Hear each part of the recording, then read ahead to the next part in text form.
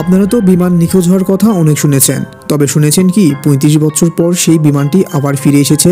কথাটি অবিশ্বাস্য মনে হলো, আসলে এমন ঘটনা ঘটেছে। এতদিন সেই বিমানটি কোথায় ছিল এবং কেনই বা হঠাৎ করে ফিরে আসলো, এই সকল রহস্যের উদ্ঘাটন করব আজকের ভিডিওতে। তার আগে আপনি যদি এই চ্যানেলে নতুন হয়ে থাকেন তাহলে অবশ্যই চ্যানেলটিকে সাবস্ক্রাইব করে সাথে থাকবেন। চলুন তাহলে শুরু করা যাক। সাল 12 অক্টোবর 1989। সকালের আলো ফুটেছে ব্রাজিলের পোর্তো এলিগ্রো বিমানবন্দরে। চারিদিকে ব্যস্ততার চেনা ছবি। কর্মীরা গুছিয়ে নিচ্ছেন তাদের নিজেদের কাজ। পাইলটেরা প্রস্তুত নিচ্ছেন তাদের পরবর্তী উড়ানের জন্য। এয়ার ট্রাফিক কন্ট্রোলের কর্মীরা বুঝে নিচ্ছেন সব ঠিকঠাক আছে কিনা। একটা গোটা দিনের কাজ সুষ্ঠুভাবে এগিয়ে নিতে যা যা করা দরকার তাতেই মগ্ন কর্মীরা। এমন সময় আকাশে ভেসে উঠল এক অচেনা বিমান। এমন তো এইরকম কখনো বিমানের আসার কথা ছিল না। কর্মীরা একটু অবাকই হলেন। একে অন্যের মুখের দিকে চাওয়াচাই করলেন প্রথমে, তারপর ব্যস্ত হয়ে পড়লেন বিমানটির পাইলটের সঙ্গে যোগাযোগ করতে। কিন্তু বহু চেষ্টার পরও বিমান থেকে কোনো সাড়া মিলল না। অথচ রানওয়ের দিকে দিব্যি এগিয়ে আসছে বিমানটি।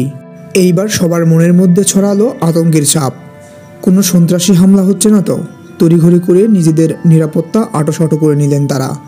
দেখতে দেখতে অচেনা বিমানটি তখন ছুঁয়ে ফেলেছে রানওয়ের মাটি। খুব সাবধানে কর্মীরা এগুলেন বিমানটির দিকে। দরজা খুলতেই সবাই অবাক হয়ে গেল, কারণ মুখে আর কোনো কথা নাই। একজন অপরজনের দিকে তাকাচ্ছিল। এটা কিভাবে সম্ভব? কর্মীরা দৌড়ালেন কেবিনের দিকে, আর তাদের বিষয়কে শতগুণ বাড়িয়ে যে দৃশ্য ধরা দিল তা যেন গল্পকেও হার মানায়। হ্যাঁ, ককপিটে আর কেউ নয়, বসে আছে পাইলটের কঙ্কাল। কঙ্কাল বোঝায় এই বিমানটি মাটিতে নামিয়েছেন কঙ্কাল পাইলট। ঘটনার অভিঘাতে তখন গোটা বিমানবন্দর জুড়ে ছড়িয়ে পড়েছে অদ্ভুত ভয় ধরানো নীরবতা। এয়ারপোর্টের পুরনো কর্মীরা অবশ্য চিনতে পারলেন বিমানটিকে। এই যে ফ্লাইট সান্তিয়াগো 513, অবিশ্বাস্য। এ তো আজ থেকে প্রায় 35 বছর আগে হারিয়ে গিয়েছিল।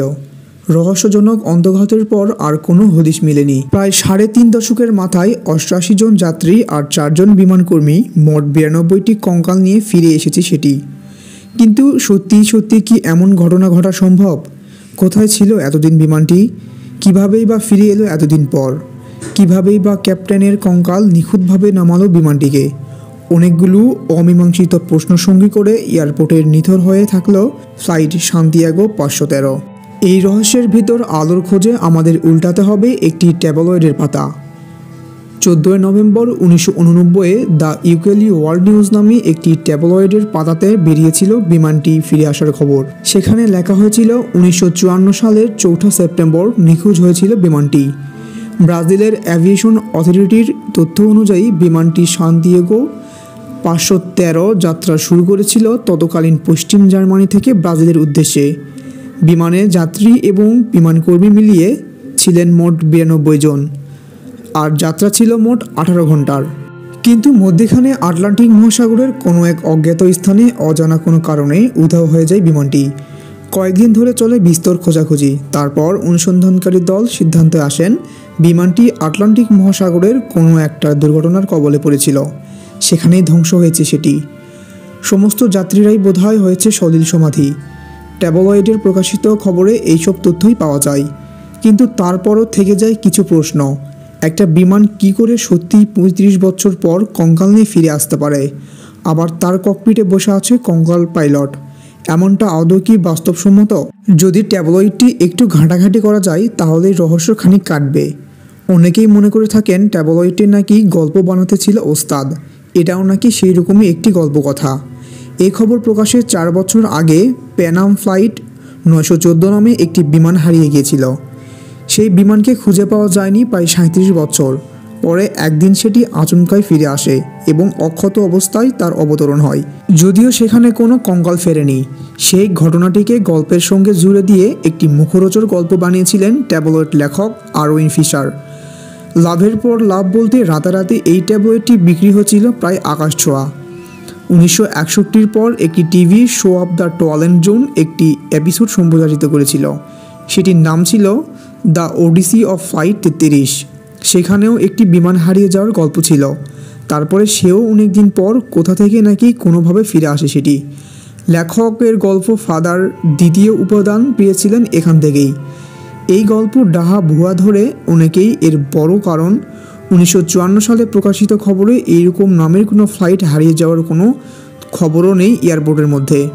সান্তিয়াগো এয়ারলাইন্সের তাদের ব্যবসা শুরু করেছিলেন 1956 সাল থেকে। তাদের সবথেকে পুরনো কর্মচারীরাও এই বিমান বিষয়ে কিছুই জানতে পারেননি, সুতরাং এটাকে আজকের ভাষায় বলা হয় ফেক নিউজ। তবে এই যুক্তিতে অনেকের মন ভরেনি, তাই জোর কদমে চলছে এই ঘটনার পিছনে যুক্তির খোঁজ। ডক্টর সেলসো অ্যাটোলো নামে এক প্যারানর্মাল অ্যাক্টিভিটিস জানান, এটি কোনো গল্প নয়, এমন সত্যিই সম্ভব। তিনি বলেন, বিমানটি ঢুকে পড়েছিল রহস্যজনক টাইম র্যাপ কিংবা ভর্টেক্সে। ভর্টেক্স আদতে প্যারালাল ইউনিভার্স। কোনো চিহ্ন না রেখে বিমান, জাহাজ, মানুষ সব কিছুই সেখানে হারিয়ে যেতে পারে। Bermuda Triangle, Devil's Sea zone, Michigan triangles এই ধরনের টাইম র্যাপ তৈরি করে রেখেছে। এই বিমান উধাও হয়েছিল সেই রকমই কোনো এক গোলকধাঁধায়। সে কারণেই পাক্কা 35 বছর উধাও ছিল সেটি। অনেকে আবার গল্পবিজ্ঞানের কিছু তত্ত্ব দিয়ে এই গল্পের সত্যতার পক্ষে সওয়াল করিয়েছিলেন। কিন্তু সেটা না হয় হলো, কিন্তু কঙ্কাল ক্যাপ্টেন বিমানটিকে অবতরণ কিভাবে করালেন, এই প্রশ্নের উত্তর এখনও মেলে না। ঘটনা যাই হোক, এর বিশ্বাসযোগ্যতা নিয়ে যতই প্রশ্ন থাক না কেন, আজও মানুষকে একইভাবে রোমাঞ্চিত করে এই বিমানের হারিয়ে যাওয়া আর কঙ্কাল নিয়ে তার 35 বছর পর ফিরে আসার গল্প। গল্প নাকি সত্য, সেই বিচারের ভার না হয় আপনাদের উপরই থাকলো। সেই পর্যন্ত ভালো থাকুন, সুস্থ থাকুন।